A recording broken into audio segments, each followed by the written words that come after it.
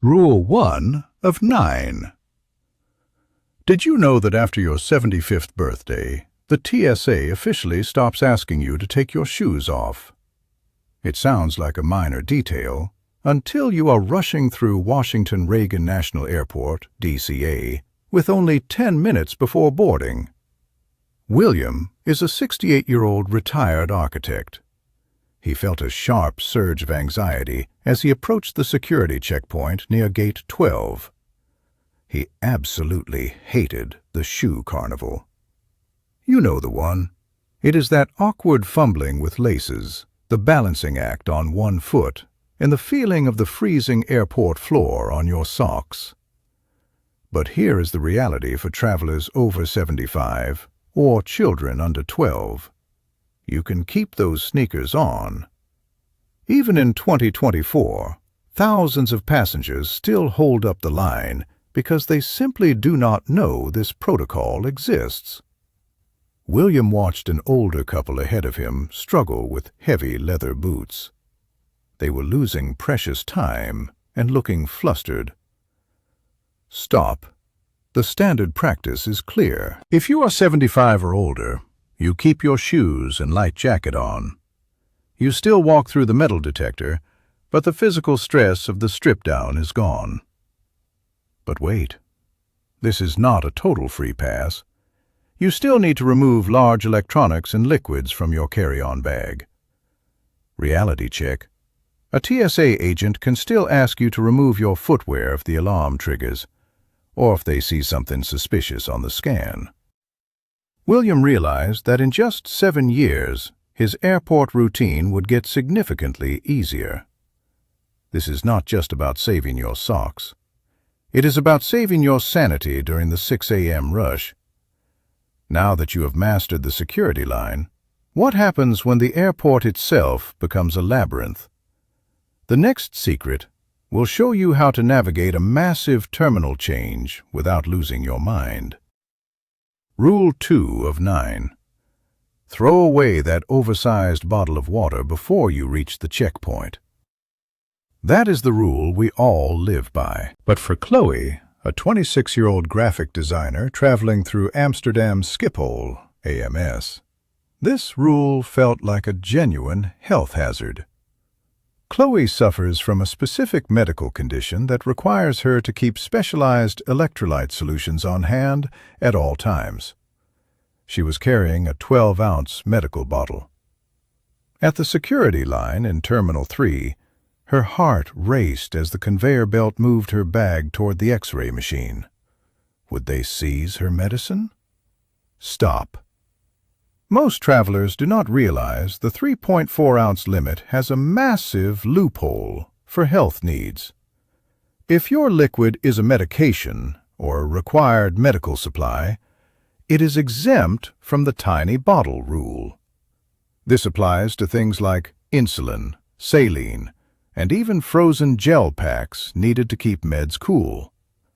The fix is simple. Inform the agent immediately.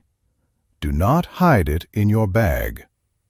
Chloe pulled her solution out, placed it in a separate bin, and calmly stated it was for medical use. The officers might perform extra screening. They often use a quick vapor test or liquid scanner. It takes 3 minutes, but they usually let it through. Reality check. This is not a free pass for a gallon of soda. Security officers have the final word on what constitutes a medical necessity. However, for legitimate items like Chloe's, it is a standard procedure that works under international aviation standards. Chloe made her flight to London with her health intact. Now, imagine finding your gate has suddenly disappeared in a foreign country. Rule 3 of 9. Sophia reached into her tote bag at Warsaw Chopin Airport, WAW. Empty. Her heart skipped a beat as she realized her ID was gone. Her flight back to Chicago was in 2 hours. Panic set in. She looked at the long security line and felt like her vacation had just become a nightmare. Sophia is a 31-year-old lawyer who usually has every document digitized, but she had lost her physical passport at a cafe. Most assume losing an ID in a city like Warsaw is the end of the road. They picture being stranded for weeks at the embassy. They are wrong. You have to act fast. Stop. Take a breath. The first step is checking for digital backups. Sophia had a clear scan of her passport in her secure cloud storage. It is not a legal replacement for a passport, but it proves who you are to local authorities. Next, she located the airport police station near the departures hall to file a formal report. In major hubs like WAW, this police report acts as a temporary credential. Airlines can often verify your identity through your booking profile and your digital scans. Expect the SSSS treatment. That stands for Secondary Security Screening Selection. It involves more questions and a deeper bag search, but it gets you on the plane. Sophia made her flight because she did not give up. Reality check. The security supervisor has the final say.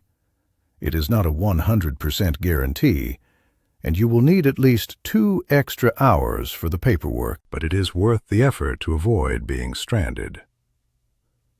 Document crisis handled. But what if the airport itself is the problem? The next secret will help you navigate the logistics maze like a pro. Rule 4 of 9. Have you ever stepped into a massive terminal and felt the walls closing in? That was exactly how Ethan felt the moment he entered Vienna International Airport, VIE. He stood there gripping the handles of 2 massive 50-pound suitcases while his 15 pounds carry-on threatened to tip over. Ethan is a 45-year-old chef who usually has everything under control, but the sheer scale of the Austrian hub left him paralyzed. The noise was a deafening roar of announcements and clattering wheels. His gate was nearly half a mile away, and his connecting flight was boarding in just 20 minutes. He looked at the signs. He looked at the map. None of it made sense. Stop. This is the moment most travelers break. But Ethan did not have to face this alone. Many airports, including Vienna, offer a little-known service that acts like a personal concierge. It is called the Meet and Greet, or Airport Assistance Program. While many think these are only for celebrities, many airlines provide them for passengers who need extra help due to hidden disabilities or travel anxiety. You can often book these through the airline website 48 hours before your flight. In many cases, basic navigation assistance is free under local regulations like the European Union's PRM rules. An agent meets you right at the entrance, helps with bags, and guides you through the shortest lines. Reality check. These guides are not personal shoppers, but they ensure you do not get lost in the maze. Ethan reached out to a staff member near the information desk. Within minutes, he was guided through the crowds. He made his flight easily. Getting to the gate is a victory, but once you are in the air, your health becomes the new priority. Rule 5 of 9. Nearly 85% of major airlines have unwritten policies designed to get seniors off the floor and into their seats before the main rush even begins. It is a calculated strategy to clear the gate area and reduce boarding stress. Yet thousands of older travelers wait in line until the very last minute. Take Arthur, a 72-year-old retired librarian. He was at Athens International Airport, ATH, clutching his ticket for a long flight back to the United States. The gate was a chaotic sea of over 200 people. Arthur felt a wave of anxiety. His knees were aching from a 2-mile walk through the terminal, and he was terrified that the overhead bins would be full by the time his group was called. He stood there, leaning on his carry-on, watching the crowd swell. But here is the fix. Most airlines actually want seniors to board early to keep the aisle clear later. Arthur approached the gate agent and simply mentioned he needed a little extra time to get settled due to his age. The agent nodded immediately. She did not ask for medical proof. She simply scanned his pass and invited him to board with the very first group. This is not a federal law, but rather a standard industry practice for passenger comfort. It usually works if you ask politely before the boarding process starts. Arthur got his bag in the bin right above his seat and avoided the elbow-to-elbow struggle. Reality check. On low-cost carriers, they might be stricter about boarding groups, but on major airlines like Delta or Lufthansa, they are usually very accommodating. Knowing these small exceptions makes travel less of a battle. But wait, getting to your seat is just a start, because the medical items in your bag are the next big hurdle. Rule 6 of 9. Stop dragging your heavy bags through endless terminals and look for the flashing amber lights instead. Joseph is a 54-year-old carpenter from Seattle. He just landed at Seattle-Tacoma International Airport, SEA, after a long job. He is exhausted. His connection is at gate S15, nearly a half-mile away from his current position. His back aches from carrying his heavy tool bag. He hesitates, staring at the long, sterile corridor. Should he walk? He is worried he will miss his flight. Most travelers think electric carts are only for the elderly or those in wheelchairs. That is a myth. While priority goes to those with mobility disabilities, these shuttles often have empty seats. If you see one, catch the driver's eye and ask politely. Joseph flagged one down. He asked if there was room for one more toward the S-gates. The driver nodded. Within minutes, Joseph was zipping past the crowds at 5 miles per hour. No sweat, no pain. This is not a private taxi, though. Drivers prioritize pre-booked assistance and appreciate a small tip for their help. Reality check. If the cart is full or the driver is on a specific assignment, do not push it. Just keep moving.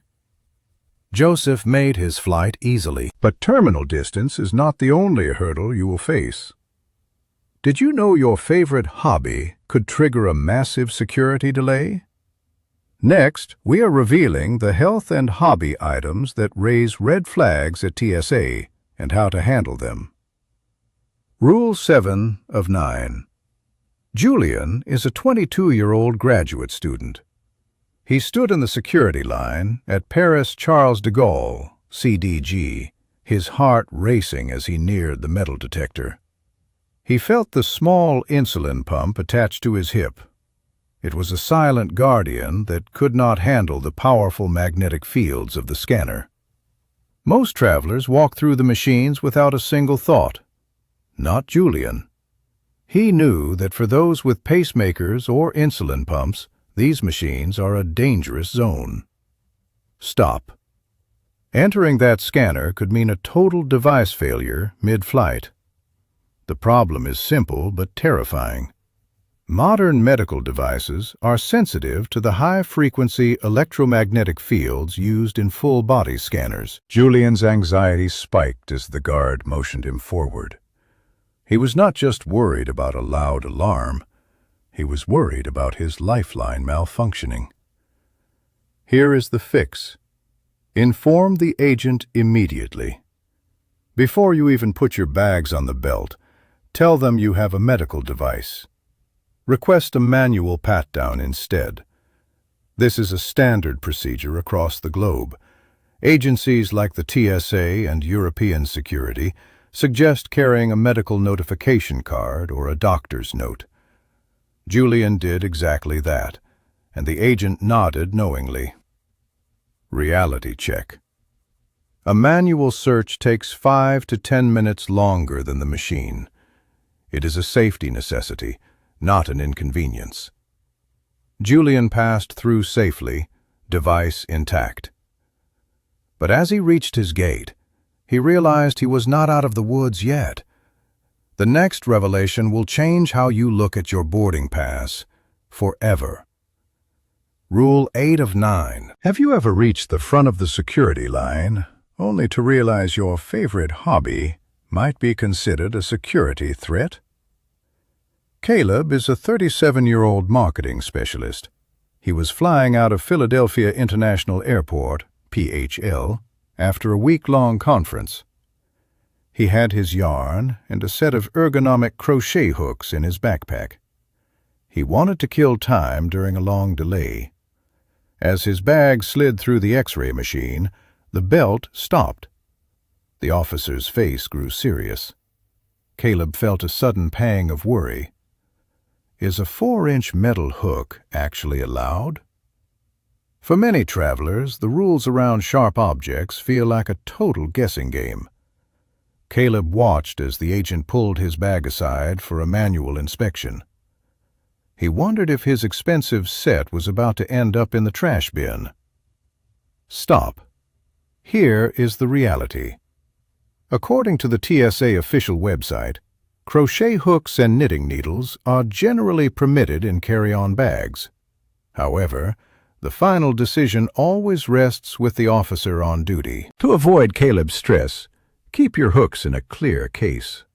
This makes the X-ray image much clearer for the staff and prevents them from looking like dangerous tools. Caleb's hooks were eventually cleared after a quick 30-second check. Reality check. While the rules are usually on your side in the U.S., local security variations in some international airports can be stricter. Caleb made it to his gate safely. But here is the final truth you need to hear before your next flight. Rule 9 of 9. Millions of passengers get TSA PreCheck benefits for free without even knowing it.